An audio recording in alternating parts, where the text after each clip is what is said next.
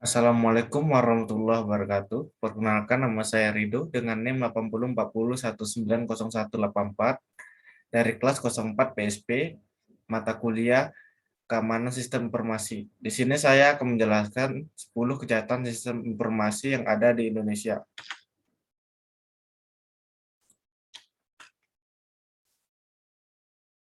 Yang pertama, kejahatan phishing. Phishing adalah contoh cybercrime untuk melakukan penipuan dengan mengelabui korban. Umumnya aksi kejahatan ini dilancarkan melalui email maupun media sosial lain, seperti mengirim link palsu, melalui website bodong, dan sebagainya. Tujuannya untuk mencuri data penting korban, seperti identitas diri, password, kode PIN, kode OTP, dan pada akun-akun keuangan seperti mobile banking, internet banking, pay letter, dompet digital, sampai kartu kredit. Solusinya adalah jangan membuka sembarangan link dari orang yang tidak dikenal.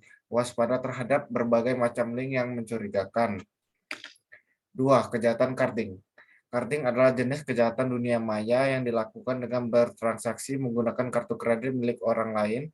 Jadi setelah mengetahui nomor kartu kredit korban, pelaku kemudian berbelanja online dengan kartu curian tersebut. Nomor kartu kredit tersebut dicuri dari situs atau website yang tidak aman. Bisa juga diperoleh dengan cara membeli dari jaringan spammer atau pencuri data. Selanjutnya, data kartu kredit itu disalahgunakan oleh carder, sebutan pelaku kejahatan carding. Solusinya berhati-hati dalam menggunakan kartu debit atau kredit Anda. Jangan sampai sembarangan memasukkan nomor kartu kredit Anda ketika berbelanja lewat situs online. Yang ketiga, ransomware.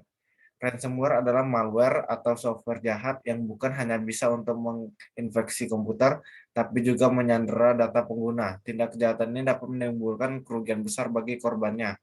Pelaku akan meminta uang tebusan korban jika ingin ransomware dihapus atau dimusnahkan. Apabila korban tidak mengabulkan permintaan tersebut, pelaku tak segan-segan mengancam akan membuat data menjadi korup alias tidak bisa digunakan lagi. Solusinya adalah jangan mendownload aplikasi atau file secara sembarangan, karena bisa saja terdapat malware atau ransomware yang ikut serta terdownload di dalam file tersebut. Yang keempat, penipuan online. Penipuan online atau penipuan digital yang saat ini semakin banyak modusnya. Di antaranya adalah modus penipuan berkedok foto selfie dengan KTP atau identitas diri.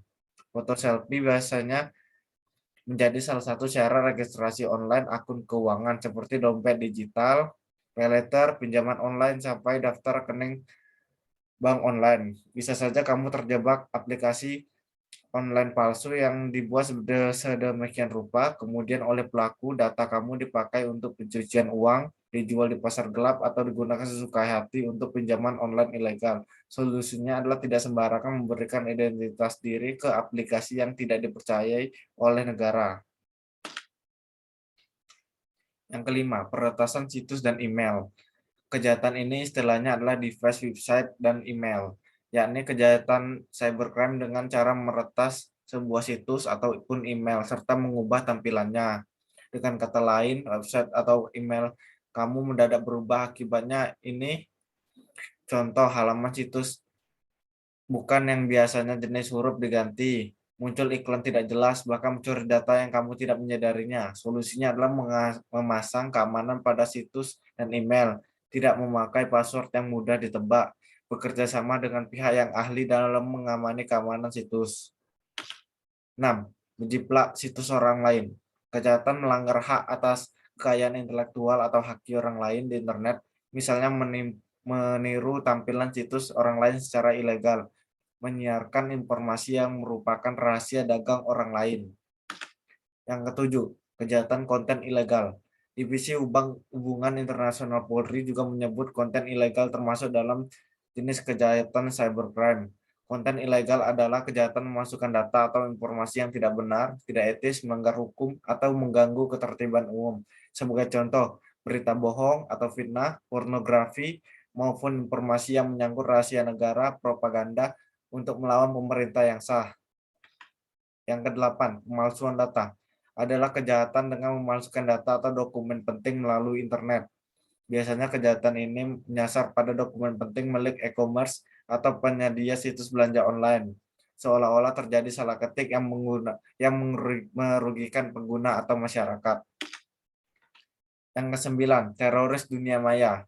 Cyberterorisme adalah kejahatan yang mengganggu atau membuat kerusakan terhadap suatu data di jaringan komputer. Pelaku menawarkan diri kepada korban untuk memperbaiki data tersebut yang sudah disabotase dengan bayaran tertentu.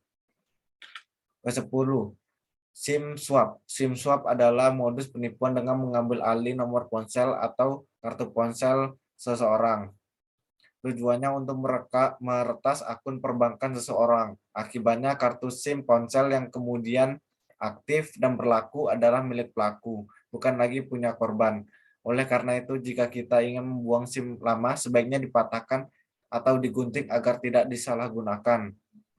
Sekian dari saya, lebih dan kurangnya saya mohon maaf. Wassalamualaikum warahmatullahi wabarakatuh.